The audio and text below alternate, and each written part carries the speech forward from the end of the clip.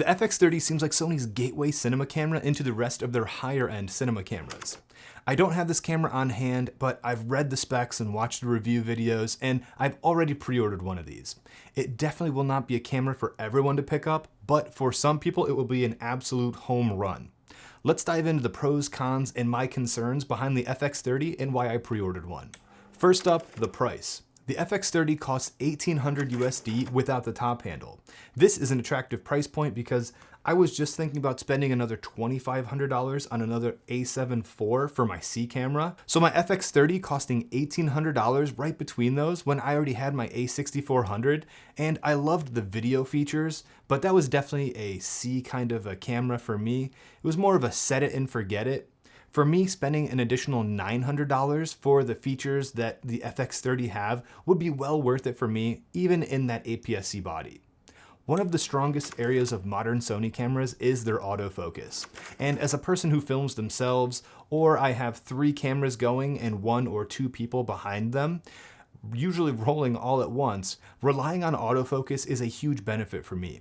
I'll be testing the autofocus of my FX30 when it comes in, but keeping in mind that it's probably very similar to the modern full-frame Sony bodies, I think I should be able to rely on this, but I'm just gonna do some tests just to be sure. One of my biggest gripes about my A6400 was the low light performance. While it wasn't terrible, it also wasn't as good as these newer Sony full-frame cameras, so I'll be doing some testing, so make sure you check back to my channel, so whenever I get my FX30 in, I can test it in low light with my other cameras and see how it performs. I had that A6400 and it was a really attractive price at like about $900, but when it came to the recording options and the 8-bit footage, whenever I was pairing it with my other cameras, I had to be very deliberate with what I was filming. The 8-bit mixing with the 10-bit color grade sometimes left me with blocky splotches, and that was really hard to grade with, especially as a C camera, you kind of set it and forget it. If the lighting changes a little bit and you're in manual settings, you'll have to adjust that in post. With the 422 10-bit range of the XAVC options to choose from, this should make editing footage much easier to go with my Sony full-frame cameras. The option to do 16-bit RAW onto an Atomos recorder is another benefit here. I can't imagine myself shooting long-form content in RAW, but this is handy on higher-end shoots when clients demand the most color range in post. My current B camera, like I said, is the A7 IV, so the FX30 might be the B camera and my A7 IV may come as my C camera on those higher end shoots that need that RAW capability, since you can't do any RAW with the A7 IV. It's not often that that happens, but sometimes it does, and it would be nice to offer that. One thing I did read on the footnote pages on the RAW recording for the FX30, if you're using the Ninja 5, you're only able to record 4K 30 frames per second. Whenever I get the FX30, I'll be testing the RAW capabilities with my Ninja 5 when that does come here, and I do any necessary firmware updates that I'm sure the Ninja 5 is going to get. A small win for the FX30 is the size and the familiar menu system. One huge gripe of the APS-C Sony cameras, like the A6000 series, was the horrific menus. They're really terrible after you get used to all of the newer FX3 and A7S3 and A7 IV menus. Those are really easy to navigate, and it's a very welcomed addition to see an APS-C camera get an actual good menu system.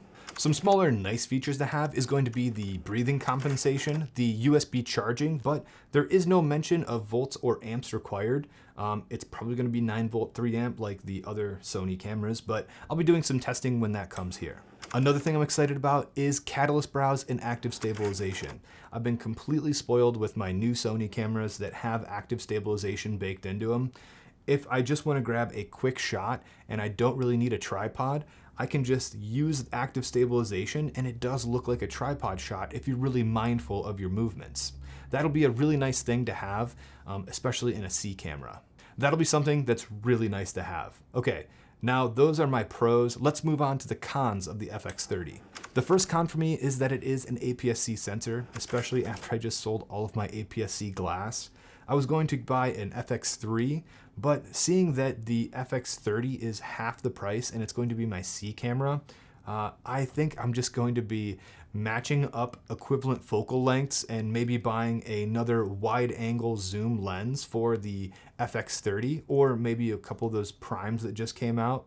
Matching focal lengths and relative apertures on Full frame to APS-C isn't the end of the world, but you just have to buy another lens to put in front of it. So I'll have to buy a little bit wider and faster APS-C glass to match my full frame, maybe even slower glass like this f4 here. Not the end of the world, but it is something to take into consideration. The FX30 is just such a good value for me, it's really hard for me to pass up. Speaking of the APS-C and the crop, the 4K 120 does have that 1.5 times crop on top of the 1.5 times crop from APS-C coming from full frame already. This isn't the end of the world, but I have to be really mindful of what I'm going to shoot. I'm probably not going to shoot many people or environmental B-roll with the FX30 at 120 because the crop is really aggressive. I'll have to use another camera for that. However, this could be a good thing if I'm filming slow motion from farther away. I'll have to do some tests and report back how annoying this crop actually is, but in practice, this could be good for filming far away things at 4K 120 because it is so cropped in already. The crop is really aggressive, so this is one thing that I'm going to test out when my FX30 gets here, but it is one thing right out of the gate that I think is probably going to be very limiting when it comes to shooting 120 with the FX30. And if you're using focus breathing compensation and active stabilization, there's additional crops on top of that. So shooting 120 with all those features turned on is going to be like a telescope.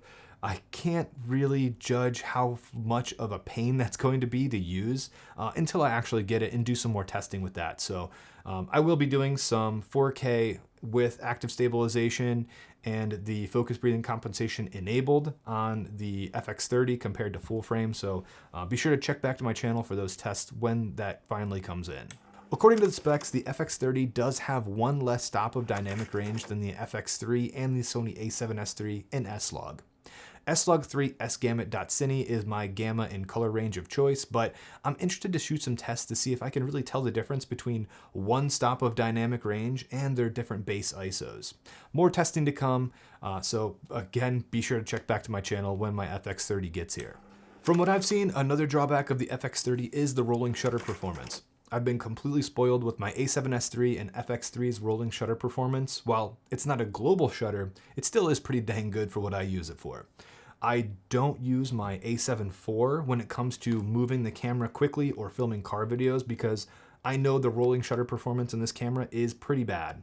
And it is probably on par in APS-C mode with the FX30. So when I get my FX30 in, I will be doing some rolling shutter tests. So again, be sure to check back for that.